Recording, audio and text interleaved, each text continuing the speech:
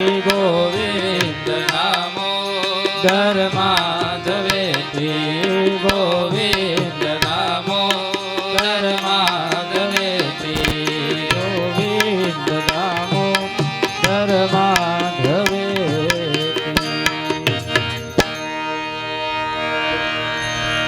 હરિ સુંદર નંદ મુકુંદ હરિ નારાયણ હરિ હરિ સુંદર નંદ મુકુંદ હરિ નારાયણ હરિ બોલ હરિ સુંદર નંદ મુકુંદ હરિ નારાયણ હરિ હરિ સુંદર નંદ મુકુંદ હરિ નારાયણ હરિ બોલ હરિ કેશવ હરિ ગોવિંદ હરિ કેશવ હરિ ગોવિંદ હરિ નારાયણ હરિ હરિ મંદ મુકુંદ હરિ નારાયણ હરિ બોલ હરિ સુંદર નંદ મુકુંદ હરિ નારાયણ હરિ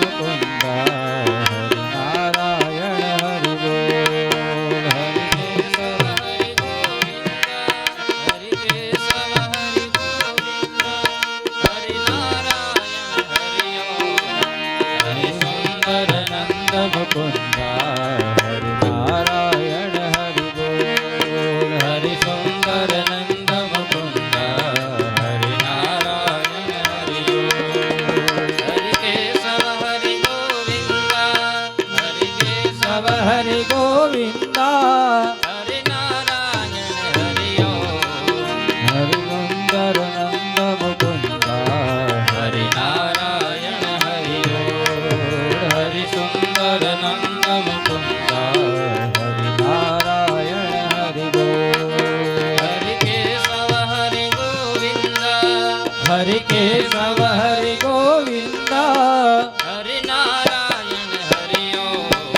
હરિ સુંદર નંદ મુકુંદ હરિ નારાયણ હરિ હરિ સુંદર નંદ મુકુંદ હરિ નારાયણ હરિ હરિ કેશવ હરિ ગોવિંદ હરિ કેશવ હરિ ગોવિંદ હરિ નારાયણ હરિ હરિ સુંદર નંદ મુકુંદ હરિ નારાયણ હરિ હરિ સુંદર નંદ મુકુંદ હરિ નારાયણ હરિ હરિ સુંદર નંદ મુકુંદ હરિ નારાયણ હરિ હરિ સુંદર નંદ મુકુંદ હરિ નારાયણ હરિ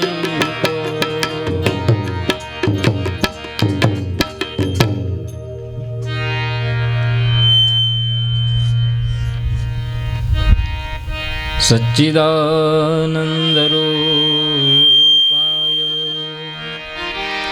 વિશ્વોત્પત્યાદિ હેતવે તાપત્રય વિનાશાય શ્રી કૃષ્ણાય નમઃ.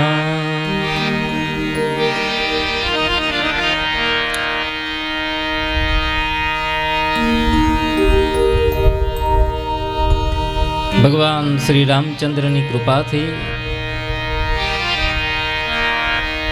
ભગવાન શ્રી રામચંદ્રના સાનિધ્યમાં રામનગર ગ્રામજનો દ્વારા આયોજિત સર્વ પિતૃ મોક્ષાર્થે સર્વજન હિતાય સર્વજન સુખાય સર્વનું મંગલ થાય, બધા પિતૃઓને ગતિ મળે એટલા માટે ભાગવતજીની કથાનું આયોજન થયું છે. અને આ કથામાં બીજા દિવસનું બીજું સત્ર, સવારની કથામાં મહાભારતની કથા આપણે સાંભળી. એમાં બે સ્તુતિ છે એ અતિ પ્રિય છે. બે સ્તુતિ છે, એક ભીષ્મ દાદાની અને એક માતા કુંતા જે સ્તુતિ કરે છે, એ અદ્ભુત સ્તુતિ છે. આ બે પાત્રએ ભગવાનની પાસે જે માગ્યું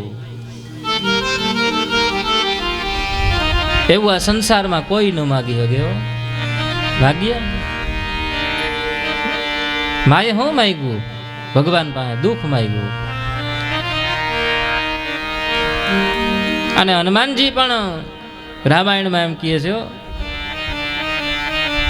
કે દુઃખ હારું, દુઃખમાં ભગવાન ભેગા રહીએ. વિપદઃ સંતુ ન સસ્વત તત્ર તત્ર જગદગુરુ. થોડુંક દુઃખ હોય ને તો ભગવાન ભેગા રહીએ, ભગવાન યાદ આવે. દાદા ભીષ્મે જે સ્તુતિ કરી અદ્ભુત સ્તુતિ છે. ઇતિમતિ રૂપકલ્પિતા વિતૃષ્ણા ભગવતી સાંત્વત પુંગવે ભૂમ્ની સ્વસુખમુપગતે ક્વચિદ વિહરતુ પ્રકૃતિ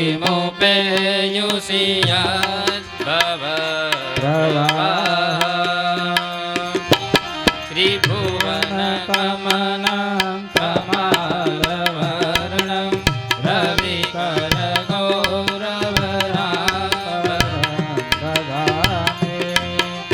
વપુરલકુલાભૃતાનનાવજં વિજય સખે રતિરસ્તુ મે નવદ્યા. વિજય સખે રતિરસ્તુ મે નવદ્યા.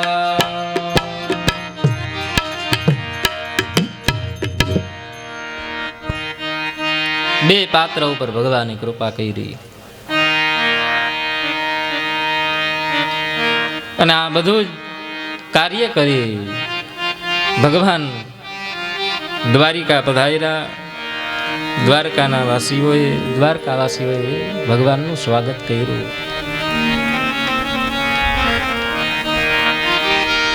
ત્યાર પછી રાજા પરીક્ષિતના જન્મની કથા આપણે શ્રવણ કરી. બ્રાહ્મણો આવ્યા, જોશ જોયા.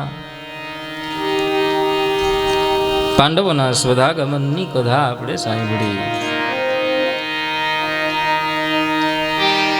હવે હસ્તિનાપુરની ગાદી ઉપર રાજા પરીક્ષિત વિરાઈ જશે.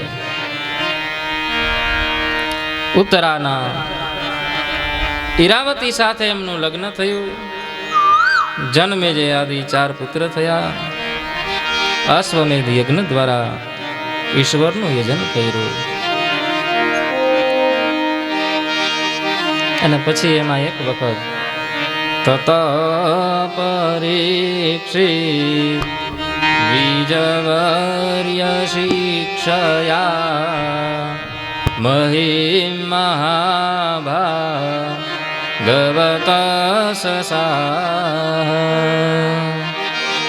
યથા હિ સુત્યા મભિજાત કોવિદા